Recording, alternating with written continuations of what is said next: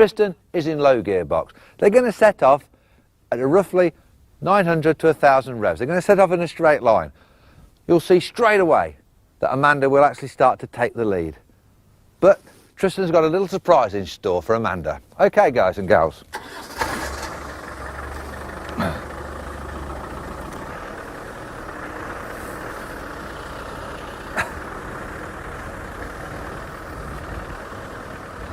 Now, as you can see, Amanda's already taken the lead. But what's this? Haha! Tristan's got a little surprise for her. Because of Tristan's ability to be in low gearbox, he's actually got the ability to climb, which is a lot more than what I have sometimes. He's got more control over the vehicle, but if you can hear, he's still not exerting a lot of revs. However, Amanda is revving away. She's in high box, she's going around there. She's taking a lot longer journey. Tristan's still going on, even steeper climb now. I'm going to give up just there. I'll let Tristan go on his own. That's a little demonstration there of what the difference is. If Amanda had tried that in high gearbox, trust me, she would have stalled the car. Why would she have stalled the car? Let's show you that now. Okay, we're back here with Tristan and Amanda again. Same vehicles. Now this is the hill that a little while ago Tristan came up and caught up with Amanda when she was in the high gear box. So why didn't Amanda come this way? Well, it's because she was in a high gear box and she hadn't got a lot of revs on. She wasn't developing a lot of torque. What's torque? Well, torque is the ability to turn something at low revs. It's the engine's pulling power. Now, unless you actually get a few revs on, so you need to accelerate gently up a hill, you can actually drop off what they call the torque curve. So you've got no power in your engine. We're going to demonstrate that now, how using the low gearbox actually alters the torque figures. It actually brings in that torque that little bit lower down. So, Amanda's in the high box, Tristan's in the low box, let's go. Now, once again, you'll see Amanda just shoots off, but whoops-a-daisy, look what's happened. She hasn't continually kept accelerated. Tristan, however, because he's in the low gearbox, doesn't need to. He's slowly pulling himself up this hill, just like my leg muscles, just pulling away gently. Got all the time in the world. He can read the terrain. Very important part of off-road driving, obviously, is the ability to read the terrain. Going slow like that gives you that ability to do it. So, we've just showed you Amanda failing the hill and Tristan clearing it with no problem. Let's now go over to hill climbs. Let's teach you how to do those. You've just seen Amanda fail a hill in first gear, high box, and then Tristan just trickle past her on tick over. Let's try a little bit steeper hill. But first of all, a few relevant points that you really ought to look out for. Ground reading skills. What are they? It's the ability to look at the ground. Now, look at this bit here. You see the ground's been polished off. That's where the underneath of one of the vehicles earlier on has actually impacted on the ground. That could impede the vehicle's progress, but also damage the underneath of the car. If you look further down the hill, look at the deep ruts. So you've got to ascertain what ground clearance you've got. And remember, it's your diff, your axle, or your springs on a serious Land Rover, or the whole underneath of the car on a Freelander. Now, Tristan's going to come up this hill the first time in first gear, low gearbox, with the diff lock in. If you notice at the moment as well, Ray's sitting just out of shot.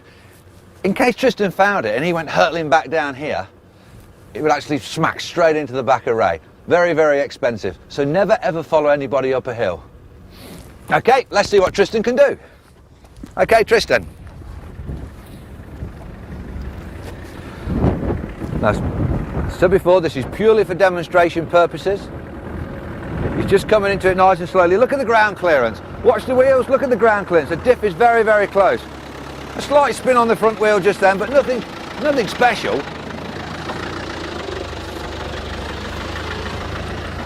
And why? Why wasn't there anything special?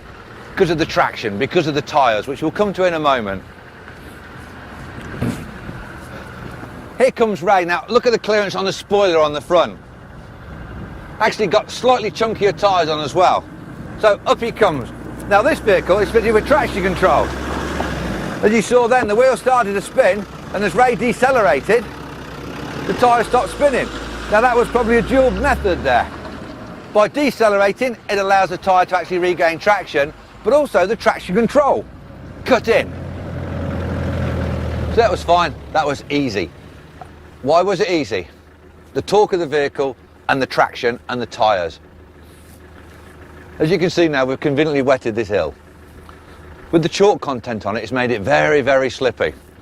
And also, always remember, when the vehicle goes up a hill, the weight transfer is towards the back axle. So the front axle is the one that becomes the one with the least resistance. So now I'm going to get Tristan to come up there in first gear, low gearbox, with the diff lock in. And let's see if he can rely on traction this time to get him up. Okay, Tristan. So here he comes again.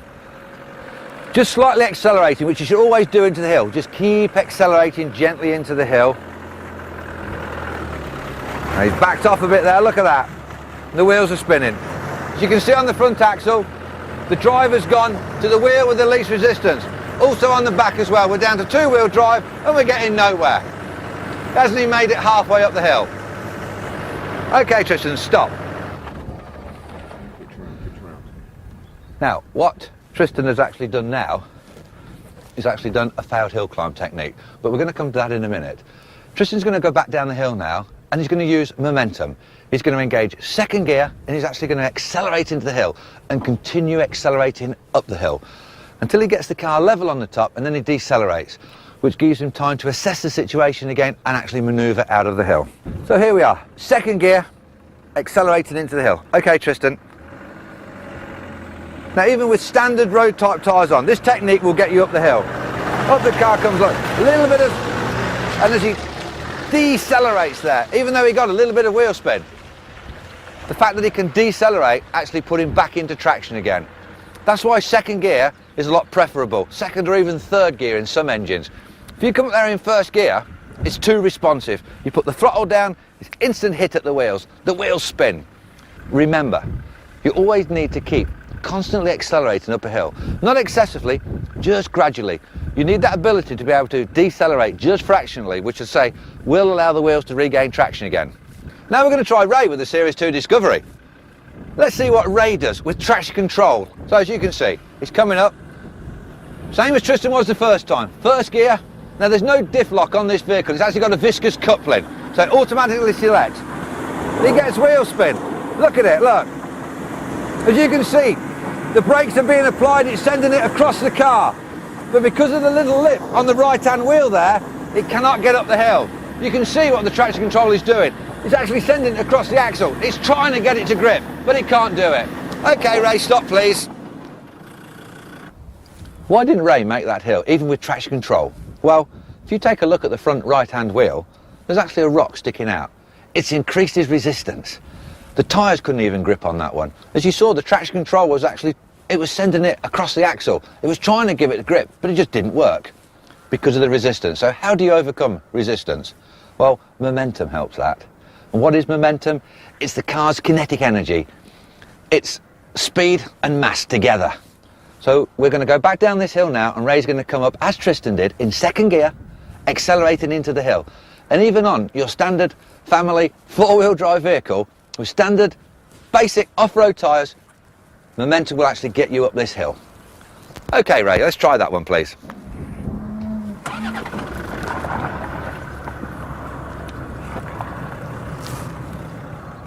Always remember to back far enough away. Too many people stop right at the base of the hill. The speed that you can get up from the front of the bonnet to the base of the hill, that depicts the amount of momentum, kinetic force the car's generating. Okay, Ray. Now he's starting off in second gear. Remember, you can do that. And look at this. Up the hill, a little bit of wheel spin, but the traction control just cured that straight away. No problems at all. So, that's the basic way to tackle hills. Just a few other pointers though. Remember one thing, open hillsides on wet slippy grass are probably a definite no-no.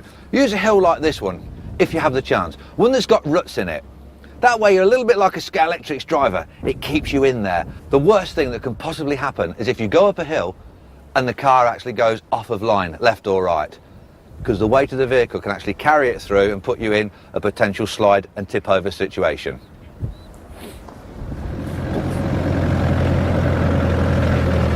Now, As we've mentioned previously, setting the vehicle up, lining it up for its descent, for its ascent, for any particular piece of ground that you're going through, especially undulating ground.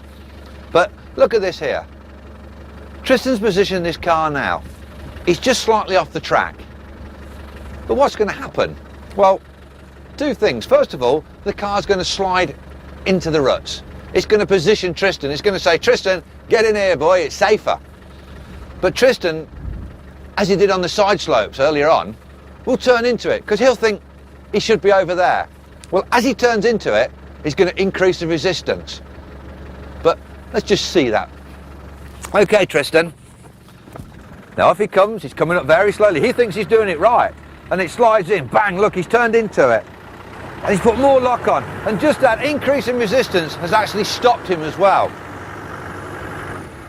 If you look at the front of that car now, the tyres are actually turned into the ruts. The sidewalls are actually taking one hell of a pounding, or they could be on slightly narrower ruts.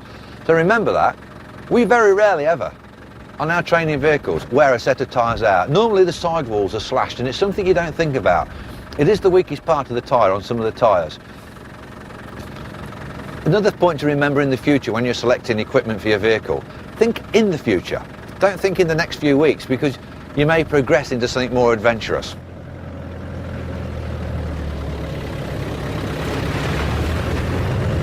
Hill climbs, failed hill climbs. Why did you fail a hill? Well, there's two reasons. You either run out of traction and just literally sit there with the wheel spinning, or you've selected the wrong gear, or your engine hasn't got enough torque and you've stalled it on the hill. Let's show you two recovery methods now to get safely out of a failed hill climb.